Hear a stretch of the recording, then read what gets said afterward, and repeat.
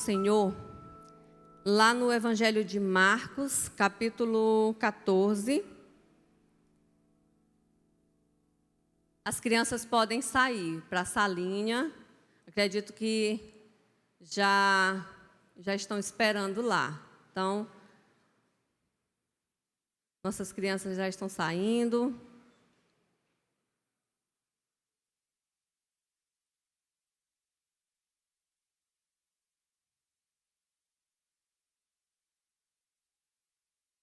A minha versão é a Ara. Então, no Evangelho de Marcos, capítulo 14, nós vamos ler do versículo 1 até o versículo 9.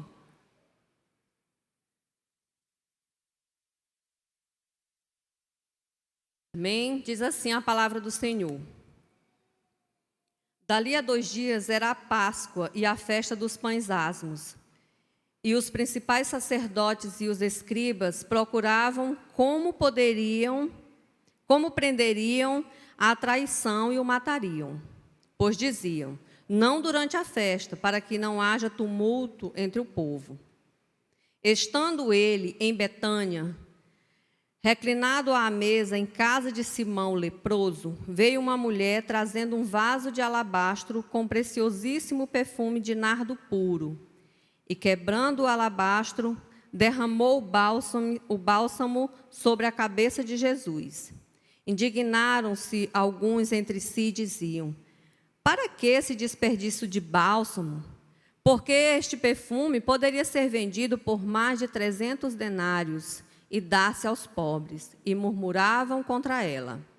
Mas Jesus disse, deixe-a, por que a molestais? Ela praticou boa ação para comigo, porque os pobres sempre o tendes convosco, e quando quiserdes, podeis fazer-lhes o bem, mas a mim nem sempre me tendes.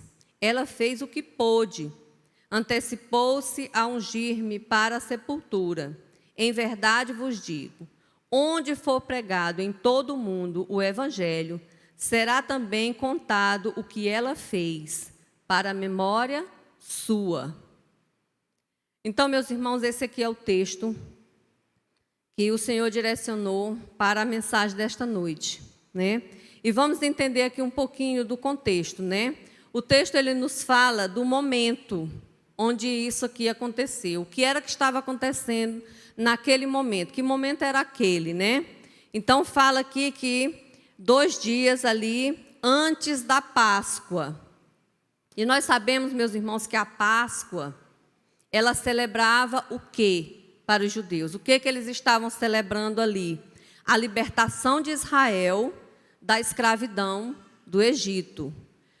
Lembrava a noite que o Senhor passou por cima das casas dos hebreus, marcados pelo sangue de um cordeiro, poupando assim a vida dos seus primogênitos. Toda a casa onde havia marcado ali o sangue do cordeiro, o anjo do Senhor passou. No entanto, na casa dos egípcios, onde não havia o sangue do cordeiro, houve pranto, houve choro, porque morreram todos os primogênitos da casa do Egito. Então, esta aqui era a festa, né? Para nós, a Páscoa, nós celebramos todo domingo a ressurreição de Cristo. Nós nos lembramos de Cristo na cruz, se entregando por nós e ressuscitando no primeiro dia da semana. Então, a nossa Páscoa é a morte e a ressurreição de Cristo. A Páscoa era uma das principais festas dos judeus. Nesta época, segundo os estudiosos, a população de Jerusalém, ela quintuplicava. Passava de 50 mil para 250 mil pessoas. Ali chegavam de todo lugar para celebrar a festa da Páscoa ali em Jerusalém. É nesse contexto que as autoridades judaicas planejam matar Jesus, como diz aqui no verso 1, né? Os principais sacerdotes e os escribas procuravam como o prenderiam à traição e o matariam. Nesse momento aqui, eles estavam planejando como eles iriam matar Jesus. E de que forma eles queriam matar, eles queriam pegar Jesus. De que forma? Por meio da traição. Por quê? Porque diante de tanta gente, na noite de Jerusalém, era muito difícil localizar Jesus. E se fosse durante o dia também, era muito perigoso. Porque Jesus ele sempre estava cercado por uma multidão. E era perigoso acontecer ali uma rebelião. Então, eles precisavam de alguém, como eles tiveram, porque nesse contexto aqui, que lá em João 12 fala que chama Judas de ladrão e que fala que ele sai para vender ali Jesus, né? Para entregar Jesus. Então, é nesse contexto aqui. Enquanto ali estavam planejando como iriam fazer para matar Jesus, em Betânia havia uma festa sendo preparada para Jesus. Enquanto em Jerusalém eles estavam articulando a morte de Jesus, em Betânia eles estavam procurando um jeito de celebrar a chegada de Jesus. Enquanto uns queriam matá-lo, outros estavam querendo honrar a presença de Jesus. Jesus era odiado por muitos e amado também por muitos. Esse texto deixa claro isso aqui para a gente. A primeira parte do texto fala do complô para matar Jesus. E a segunda parte do texto fala de um momento em que Jesus ele é ungido, ele é honrado por uma família em Betânia, né? O texto bíblico nos mostra que Jesus estava em casa de Simão, o leproso. Na segunda parte aqui, a partir do versículo 3, diz assim: estando ele em Betânia, reclinado à mesa, em casa de Simão, o leproso. O texto não deixa claro se esse homem estava presente, se ele estivesse, provavelmente ele teria sido curado, porque se ele fosse leproso ainda, ele não poderia estar aqui, junto com as pessoas. Ou se ele ainda estivesse doente, ele não estaria presente, então faz menção à família dele, talvez. É algo que a gente pensa, a Bíblia não fala, então a gente imagina, mas a gente não pode afirmar, né? Mas o certo é que é aqui que entra em cena uma mulher.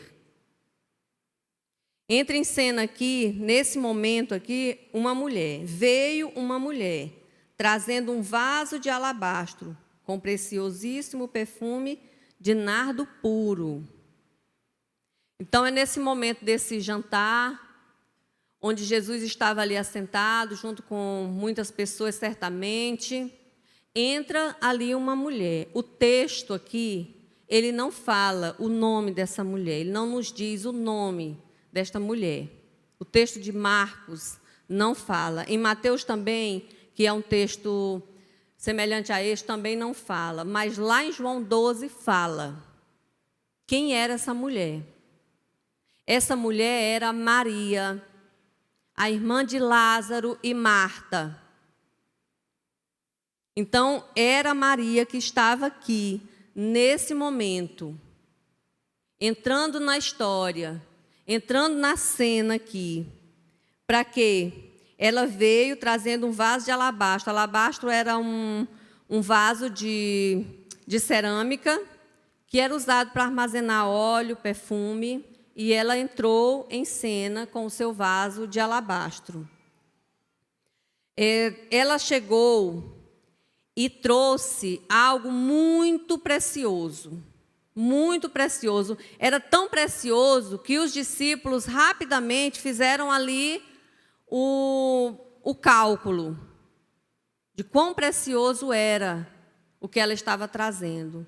Ela estava trazendo ali um perfume de nardo puro, muito precioso, muito caro, cerca ali, o texto diz assim, mais de 300 denários aqui, no versículo 5 diz, poderia ser vendido por mais de 300 denários. Era praticamente um ano de trabalho, de salário, que ela estava trazendo nas mãos ali, naquele momento, né? Então, o que ela fez? Ela quebrou o vaso. Ela não derramou, ela não pingou, ela não colocou ali um pouquinho, ela quebrou o vaso. Ali na cabeça de Jesus. E ela derramou todo aquele perfume tão precioso e tão caro na cabeça de Jesus. Foi o que ela fez. Aqui, esta mulher, como eu já disse, não é citado o nome, mas nós já sabemos quem é ela. Maria. E Maria, é interessante a gente ver que esta mulher, Maria, a irmã de Marta e a irmã de Lázaro, ela aparece 3 vezes na Bíblia. Em 3 momentos ela surge na história bíblica. E em todos os momentos que Maria aparece, ela está da mesma forma. Ela está aos pés de Jesus. Lá em Lucas 10, 38 e 39, se os meninos puderem colocar aí para a gente, diz assim: indo eles de caminho, entrou Jesus num povoado, e certa mulher chamada Marta hospedou-o na sua casa. Tinha ela uma irmã chamada Maria, e esta quedava-se assentada aos pés do Senhor, a ouvir-lhe os ensinamentos. Então, primeira vez que a gente vê Maria entrar na história bíblica, está aqui em Lucas, capítulo 10. E ela estava assentada aos pés de Jesus. Neste momento, Maria estava ali, aos pés de Jesus, aprendendo do Senhor, aprendendo, ouvindo os ensinamentos de Cristo. A segunda vez que a gente ouve falar a respeito de Maria na palavra de Deus está em João 11, 32. Evangelho de João 11, 32, diz assim: quando Maria chegou ao lugar onde estava Jesus, ao vê-lo, lançou-se-lhes aos pés, dizendo: Senhor, se estivesses aqui, meu irmão não teria morrido. Esse aqui é o contexto da morte de Lázaro, quando Jesus chega antes de fazer o milagre da ressurreição de Lázaro. Então Maria chegou e ela se colocou aos pés de Jesus. Ela se lançou aos pés de Jesus. Nesse contexto, Maria está aos pés de Jesus para chorar. Ela se lança aos pés de Jesus para chorar. E o terceiro texto que nós ouvimos falar a respeito de Maria é o texto aqui de Marcos, que nós encontramos também em Mateus e em João 12. Que Maria, ela está aqui, aos pés de Jesus.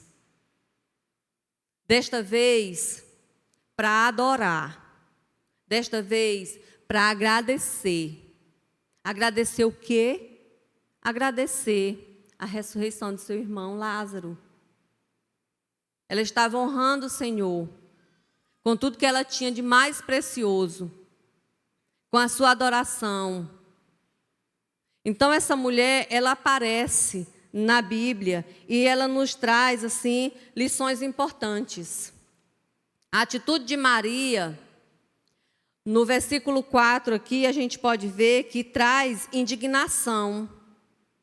Indignaram-se alguns entre si e dizia: para que este desperdício de bálsamo?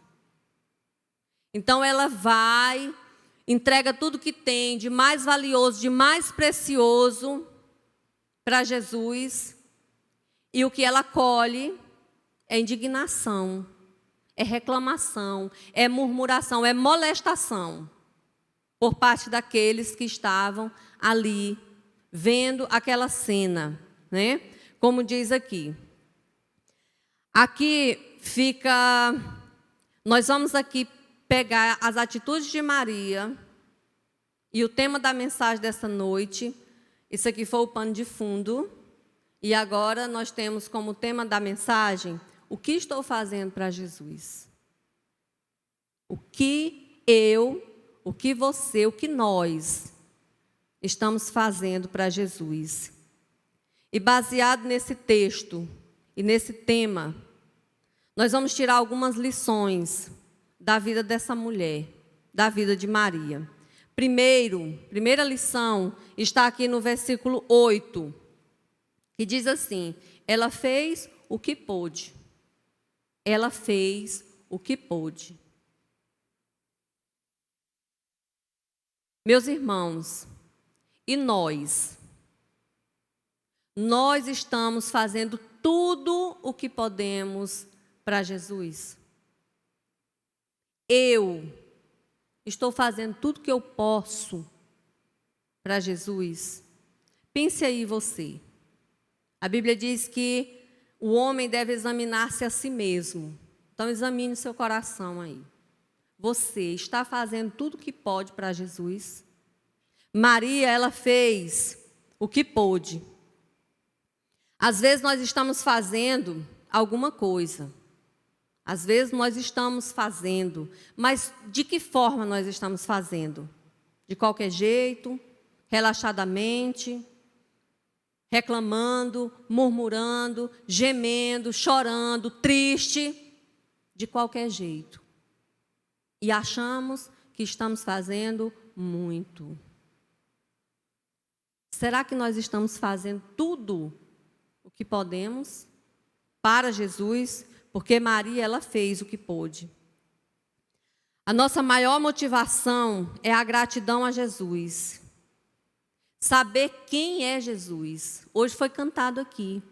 Ele é o Cristo. Ele é o Filho do Deus vivo. Ele é o Deus que se fez carne. Por que Jesus veio ao mundo? Porque Ele tinha um propósito de nos salvar, de morrer naquela cruz para nos salvar. Essa é a nossa maior motivação.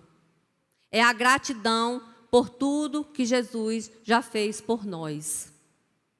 Pelo ato glorioso naquela cruz. Que se Jesus não tivesse ido para a cruz, nós não teríamos esperança. Nós não teríamos esperança. Às vezes o nosso esforço é tão grande por coisas sem valor para Deus. Às vezes nós damos o nosso máximo, o nosso melhor. Nós fazemos tudo o que podemos e o que não podemos. Para nós mesmos, para as nossas motivações egoístas. Para o nosso querer, para as nossas vontades. Para coisas que não têm nenhum valor para Deus. Para coisas que não têm nenhum valor eterno. Mas nós estamos fazendo, nós estamos ali na luta, nós estamos dando tudo, dando toda a força, toda a energia, nós estamos dando sangue por coisas que não têm valor eterno, por coisas que não têm valor para Deus. Em contrapartida, nós encolhemos a mão quando somos desafiados a olhar para os missionários que estão no campo, para contribuirmos para a obra missionária. Nós nos negamos muitas vezes até a orar por essas pessoas. Será que nós estamos realmente fazendo tudo o que podemos? É isso que nós devemos pensar. Às vezes nós não temos tempo para fazer as coisas para Deus. Mas nós encontramos tempo para fazer muitas outras coisas para nós mesmos. Porque nós priorizamos aquilo que é importante. E quando nós dizemos eu não tenho tempo para as coisas de Deus, nós estamos dizendo isso aí não é importante para mim. Em outras palavras, é isso que estamos dizendo para o Senhor. Nós estamos fazendo tudo o que está ao nosso alcance, tudo o que podemos fazer. Nós somos salvos pela graça maravilhosa de Cristo por meio da fé em Cristo. Nós fomos salvos. Isso traz para mim e para você uma grande responsabilidade. A partir do momento que a graça do Senhor ela nos alcança, nós temos sobre nós uma grande responsabilidade. Nós não somos mais as mesmas pessoas e nem podemos ser. Agora nós somos novas criaturas em Cristo Jesus. E isso traz a cada um de nós uma grande responsabilidade. Lá em Romanos capítulo 1, versículos do 14 ao 16, diz assim: pois sou devedor tanto a gregos como a bárbaros, tanto a sábios como a ignorantes. Por isso, quanto está em mim, estou pronto a anunciar o evangelho. Pois não me envergonho do evangelho, porque é poder de Deus para a salvação de todo aquele que crê. Paulo está dizendo isso aqui. E eu pergunto para você nessa noite, já me fiz essa pergunta muitas vezes. Você se sente devedor? Porque Paulo diz assim, sou devedor. A partir do momento que a graça do Senhor nos alcança, nós temos algo a fazer. Nós temos algo a fazer. E ele diz aqui no versículo 15, estou pronto a anunciar o evangelho. Você está pronto para anunciar o evangelho? Você está se sentindo pronto para essa missão que nós temos a partir do momento que a graça do Senhor nos alcança?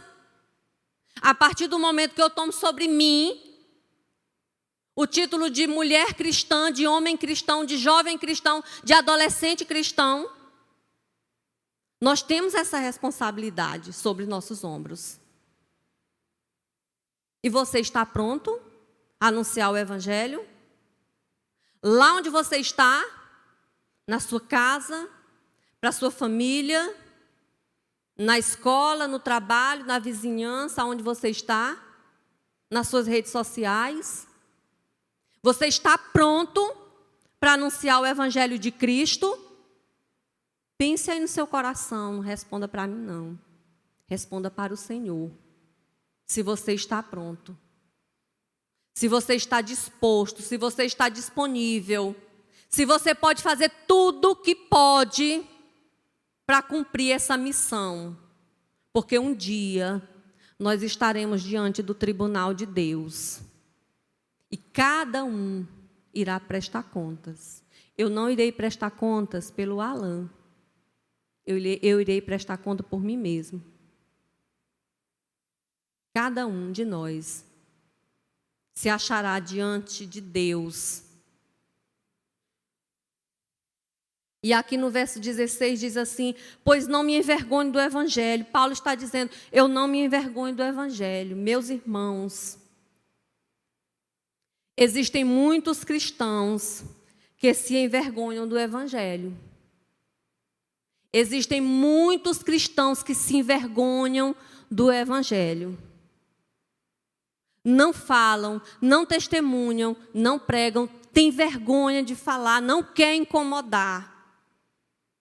Tem vergonha, não fala do evangelho. Fala sobre tudo, entende de tudo, aprende tudo, compartilha tudo, mas não sabe falar do evangelho de Cristo. Não aprendi a falar do evangelho de Cristo.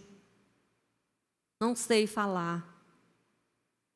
Tem vergonha de falar, é melhor calar. É mais fácil não falar. A vida daquele que serve a Deus nunca foi fácil e nunca será. Se nós olharmos para a palavra, nós vamos ver que o caminho nunca foi fácil. Tanto é verdade que o próprio Senhor Jesus disse que nunca seria fácil. Mas nós precisamos nos esforçar. Nós precisamos ter coragem. Para servir a Jesus, precisa ter coragem, disposição. Precisa negar-se a si mesmo. Precisa olhar para a palavra e entender o que eu preciso fazer hoje para o meu Senhor. Precisa de poder de Deus, porque pela nossa própria vontade não conseguiremos fazer nada. E se fizermos, não vai surtir efeito. Só vai ter efeito se for guiado pelo poder de Deus, pelo Espírito Santo de Deus. Porque antes de falar, nós precisamos nos inclinar. Está como Maria estava, aos pés de Jesus. Para aprender de Jesus, para chorar se for preciso, chorar os nossos pecados, chorar tudo, a nossa miséria diante do Senhor, para adorar a Deus, para clamar e pedir misericórdia, poder, graça, para falar do amor de Deus. É isso que nós precisamos. Mas enquanto muitos têm vergonha do Evangelho, tem outros que são a vergonha do Evangelho. Pega o título de cristão e envergonha o nome do Senhor. Por onde vai? Por onde vai? Deixa o rastro, deixa a marca negativa. Quantas vezes nós já ouvimos as pessoas olhar e dizer: crente daquele jeito bem ali, Deus me livre, vou não, quero não, de jeito nenhum. Então uns têm vergonha, outros envergonham o Evangelho com o viver. E tanto um como o outro estão fechando a porta do céu para muitos que ainda não conhecem Jesus. Tanto os que se envergonham do Evangelho, como aqueles que são a vergonha do Evangelho, eles estão fechando a porta do céu. Para muitas pessoas que precisam ouvir do amor de Deus. Então, meus irmãos, vivemos num mundo onde as pessoas matam, as pessoas morrem, as pessoas fazem guerra, as pessoas fazem tudo. Por causa de quê? Por causa de poder. Por causa de poder.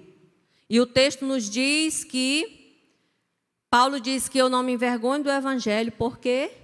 Porque o Evangelho é o poder de Deus. É o poder de Deus. Enquanto as pessoas estão morrendo e matando por poderes terrenos, dinheiro, fama, beleza, enfim, um monte de coisa aí que traz status e poder, as pessoas não se mexem, não fazem nada para o maior de todos os poderes, que é o poder de Deus, para a salvação de todo aquele que crê, de todo aquele que crê. Então, esse é o maior de todos os poderes, porque todo poder nessa terra aqui, ele fica aqui. Nós somos um traço entre pó e pó. Viemos do pó, voltaremos ao pó. Nada vai, tudo fica. O verdadeiro poder está no Evangelho de Cristo, porque este é o poder de Deus para a salvação de todo aquele que crê. É este o poder que nós devemos querer e lutar para levar, para mostrar para as pessoas. É o poder que salva, é o poder que vai para a eternidade. Esse aqui é o único poder que leva para a eternidade. Para a eternidade. E lá em Hebreus 2:3, esse texto aqui de Hebreus 2:3, ele diz assim: como escaparemos nós se negligenciarmos tão grande salvação, a qual, tendo sido anunciada inicialmente pelo Senhor, foi-nos depois confirmada pelos que a ouviram. Então, meus irmãos, como eu e você, como nós escaparemos se nós negligenciarmos tão grande salvação? Se nós nos calarmos, se nós formos fazermos tudo o que quisermos fazer, menos a vontade do Senhor. Esse evangelho foi anunciado pelo próprio Cristo, quando ele veio. Depois, por todos aqueles que testemunharam com Cristo, estavam com Cristo. E esses homens e essas mulheres, eles morreram por causa desse evangelho. Eles morreram, eles foram crucificados, eles viraram tocha humana, eles morreram e eles estavam dispostos a morrer.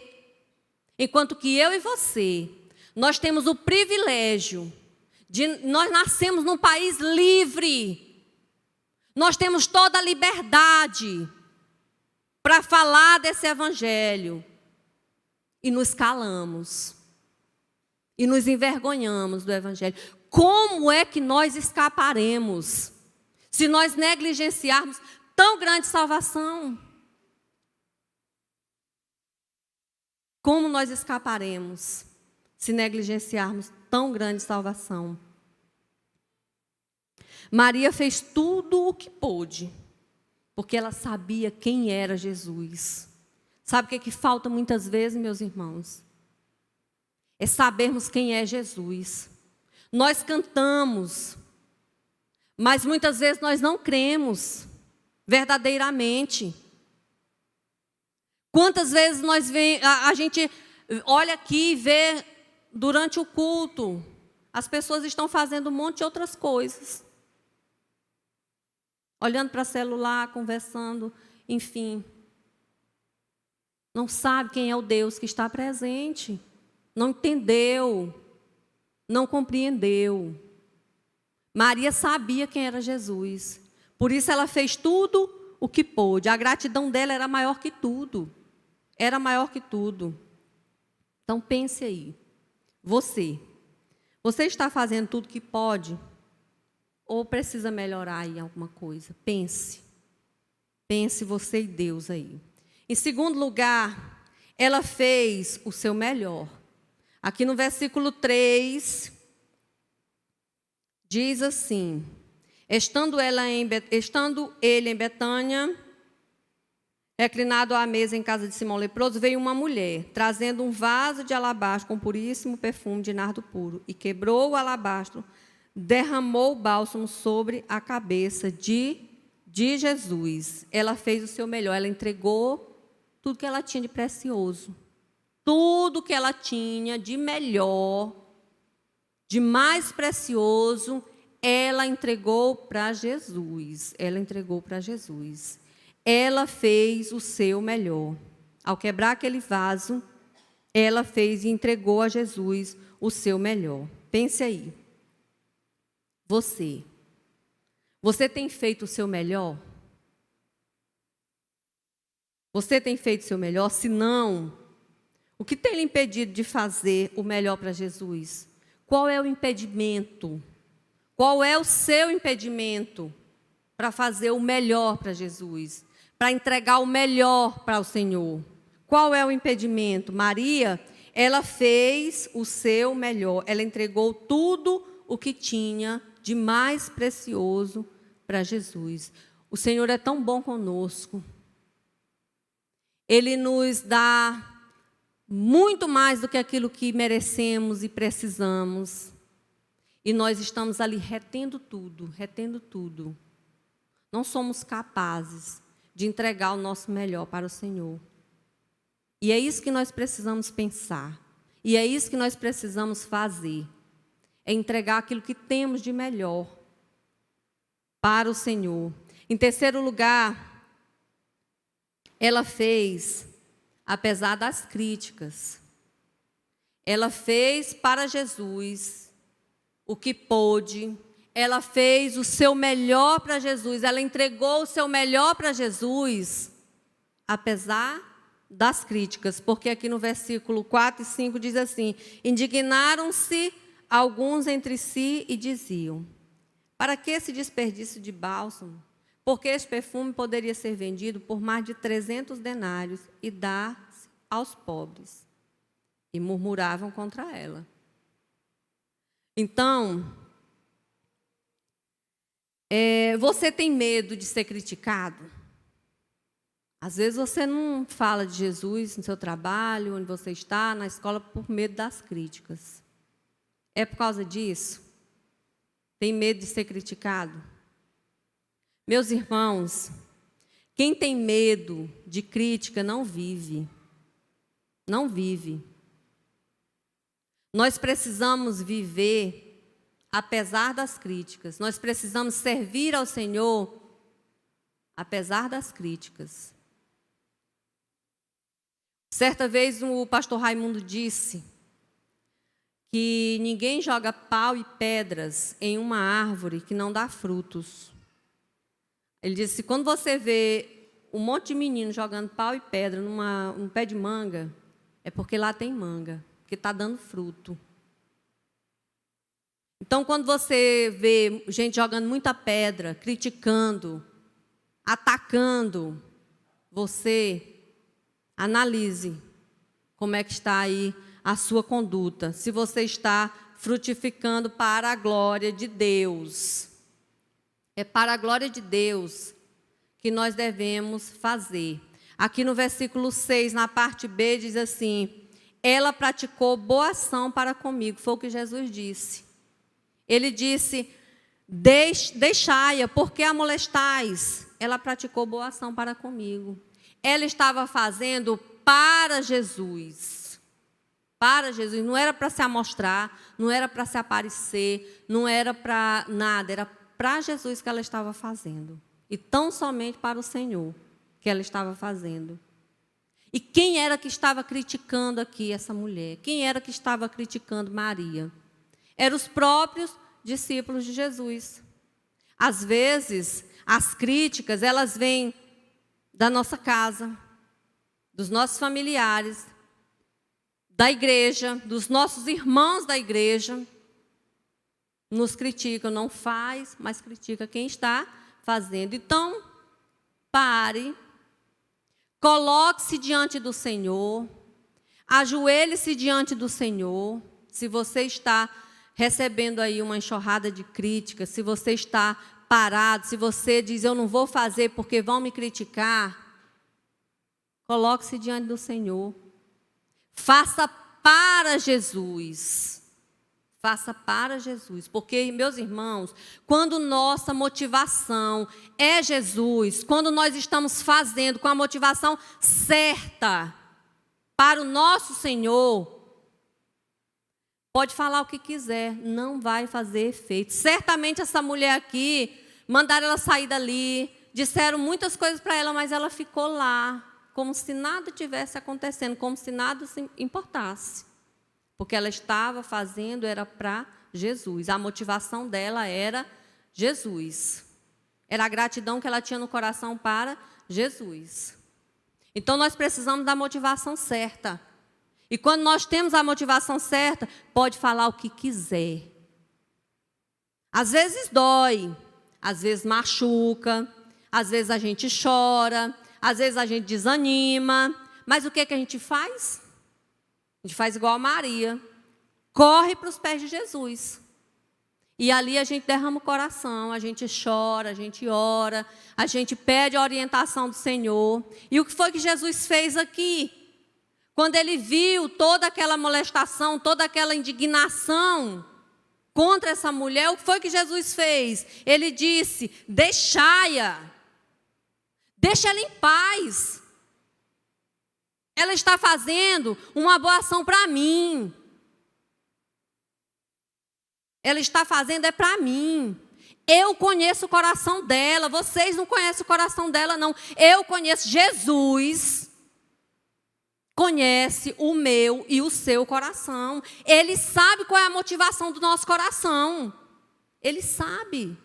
Às vezes as pessoas dizem, ela está fazendo por isso, ele está fazendo por aquilo. Quem sabe a intenção do nosso coração é Jesus. Jesus sabia a intenção do coração de Maria aqui. Por isso que ele disse, deixai-a. Ela está praticando boa ação para comigo. Quando nós estamos fazendo as coisas para o Senhor, quando nós estamos dedicando a nossa vida, a nossa energia, a nossa saúde, o nosso tempo, tudo que temos para Jesus, e as enxurradas de críticas vêm, é o próprio Jesus quem nos defende.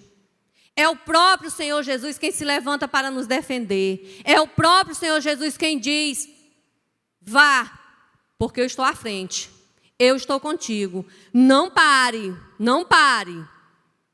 Porque você está fazendo é para mim, eu conheço o seu coração, eu sei que é para mim. Então Jesus honra aquele que tem a motivação certa, que faz as coisas para Jesus, com a motivação certa, com o coração em Jesus, com o coração em Jesus. Então, Pare com isso. Em nome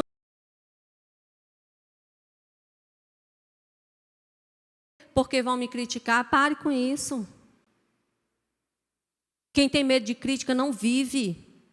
Quem tem medo de crítica não faz nada na vida. Ai de mim, se eu fosse ter medo de crítica. Né? Então é assim com você também. Nós precisamos da graça de Deus. Nós precisamos da graça de Deus para fazer as coisas para o Senhor, porque senão nós não vamos fazer. Meus irmãos, todo dia é uma barreira. Todo dia é uma muralha que nós precisamos derrubar. Todo dia é um leão que a gente precisa matar para servir a Deus. Como eu disse antes, nunca foi fácil e nunca será. E nunca será. Então não escute não. A voz dos murmuradores, a voz daqueles que criticam, não escute. Escute a voz de Jesus e vá. E faça. Porque Jesus se alegra com aqueles que fazem. Ele recebe a nossa adoração. Então, ela fez. Apesar das críticas, ela fez. E para concluirmos aqui, o ponto 4, ela fez o que ela fez. O ato de Maria aqui ficou para a eternidade. No versículo 9 diz assim: em verdade vos digo, onde for pregado em todo o mundo o evangelho, será também contado o que ela fez, para a memória sua. Jesus, ele honra essa mulher aqui, porque como eu disse antes, ele conhecia o coração dela. Ele sabia qual era a intenção do coração dela. E ele diz aqui que onde for pregado o evangelho, o que ela fez será contado para a memória dela. Para a memória dela. Então, veja bem, da intimidade daquela casa, lá em Betânia, há mais de 2000 anos atrás, uma atitude de adoração daquela mulher. Uma mulher simples, que em alguns textos não aparece nem o nome. Ela fez sem nenhuma intenção maior, mas o que ela fez ecoa através dos séculos. Aqui está, hoje nós estamos aqui. Nesse domingo à noite. E eu estou falando para vocês. E aquilo que Jesus falou há mais de 2000 anos atrás está se concretizando aqui. O evangelho está sendo pregado. E nós estamos falando daquilo que aquela mulher fez, como Jesus disse na sua palavra. Como Jesus disse na sua palavra. Né? Então, está confirmada aqui a profecia de Jesus.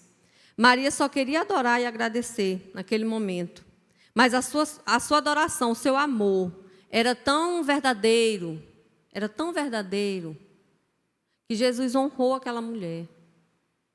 E o que ela fez ficou conhecido em todo mundo, em todo lugar. E enquanto Jesus não voltar e o evangelho de Cristo for pregado, as pessoas vão ouvir falar do que essa mulher fez, para a memória dela, como diz, né? E o que fica para nós aqui? Qual é o meu e o seu legado? O que nós estamos deixando para a posteridade? Como as pessoas irão lembrar de mim e de você quando nós não estivermos mais aqui? Daqui 30 anos, 50 anos. Como as pessoas irão lembrar, né? Qual é o meu e o seu legado? O que nós estamos deixando aqui? Nós estamos nos esforçando para sermos lembrados como mulher, como homem, como um jovem de Deus. Nós não sabemos quanto tempo nós viveremos aqui. Não sabemos. Mas o que nós estamos plantando? Qual é o legado que nós estamos deixando? Como as pessoas irão lembrar de mim e de você, quando não estivermos mais aqui. Meus queridos irmãos, que Deus nos ajude a amar tanto o Senhor, que os nossos filhos, os nossos netos, os nossos familiares, os nossos amigos, eles se lembrem de nós como alguém que viveu para fazer a vontade de Deus. O meu maior desejo é que, quando eu não estiver mais aqui, o meu testemunho de vida, não para a minha glória, mas para a glória de Deus, para a glória de Deus, que as pessoas se lembrem de mim como alguém que amou o Senhor, como alguém que viveu e que amou tanto o Senhor, que viveu para fazer a vontade de Deus todos os dias. Que esse seja o meu, que esse seja o seu desejo. Que essa seja a minha, que essa seja a sua oração. Em nome de Jesus. Amém? Que essa palavra ela fique guardada no seu coração. E que cada um desses pontos aqui seja uma reflexão para todo aquele que precisa. Pastor Wellington está presente?